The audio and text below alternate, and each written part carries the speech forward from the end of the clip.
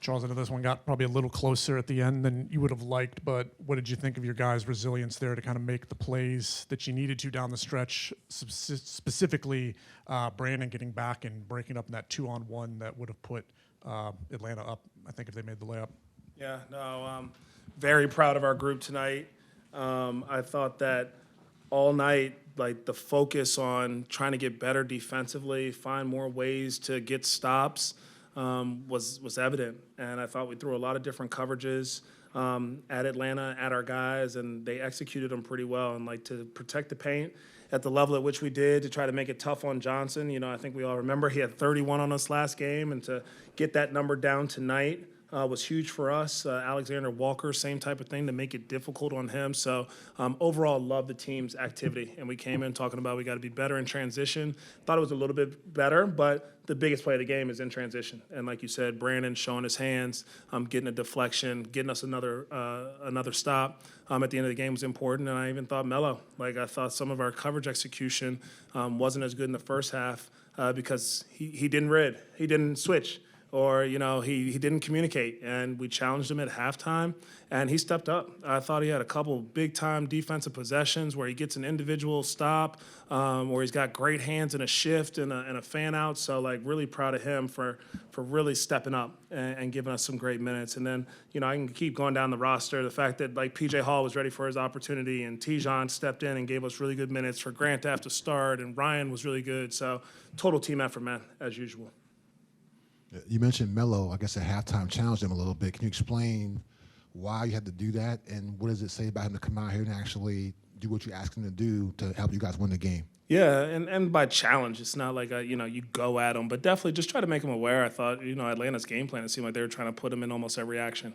And so to make him aware of it, to let him see the plays in our film session of how they're trying to attack him, and then for him to step up, I thought was big time. And it just shows who he continues to grow to be, the consistent competitor, trying to impact winning any way he possibly can. Even at the end of the game, I talk really highly about what he did defensively, but even offensively to recognize, Daniels is hounding him. How can he get us into other sets where he's kind of off the ball and make Daniels have to shift? And if he doesn't shift, they're going to give up the paint. So just a super mature win and a super mature adjustment by him on both ends of the floor tonight. Some minutes ago, Atlanta is on a 13-2 run. They get a bucket. You don't call a timeout. You let your team go down and play offense. What is going through your mind in those moments when you're trying to decide to call a timeout to stop a run or let you guys play through it? Yeah, depends a little bit on what kind of look I thought we got, what kind of flow I think we're in, who's on the court. And what kind of shot I think we can get on that next possession kind of plays into it. I also, not to maybe give up philosophy or whatever, but I would like to have my 2 timeouts towards the end of a close game to make sure that if we did want to challenge or if we do want to do something, we have that luxury of 2 timeouts. So some of it is a little bit of strategy. Some of it is trusting our guys and knowing that we know what to get to. And you only have but so many timeouts, and we got to be able to execute, and to go through some moments like this, I think helps you in the long run.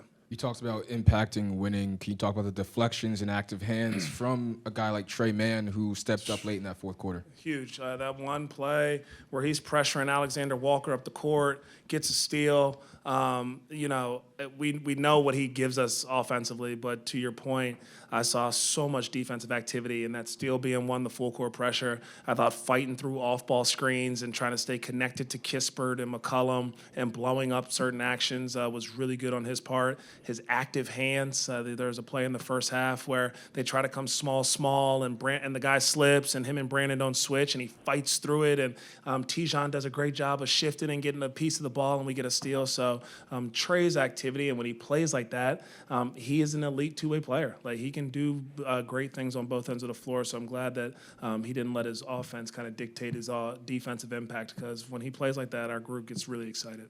Before the game, you brought up how everybody has played well when called upon, just kind of the nature of who's in the lineup. But Ryan gets into foul trouble early. Grant kind of goes 1 of 9 from the field. Your starters kind of lift them up. PJ comes in and does stuff like that. What does that say about the resolve of this team? Huge resolve from this team. I think it also just shows the commitment to togetherness, because I see a lot of times those guys that could be competing for minutes are talking to one another about how they can help, not get in foul trouble, or how they can be in a better position. Even for X to come in today and play as 112 because we wanted to be in a certain defense and he's still trying to figure it out, but the guys are talking him through how he can be effective out there. It's a mindset that the group is developing, and they understand how much they need each other, how much we need them to come in and impact the game in a lot of different ways. So proud of them. Coach wins in 10 of the last 11. Do you almost not want the All-Star break right now? And how nice is it going to be to start out of the break at home again?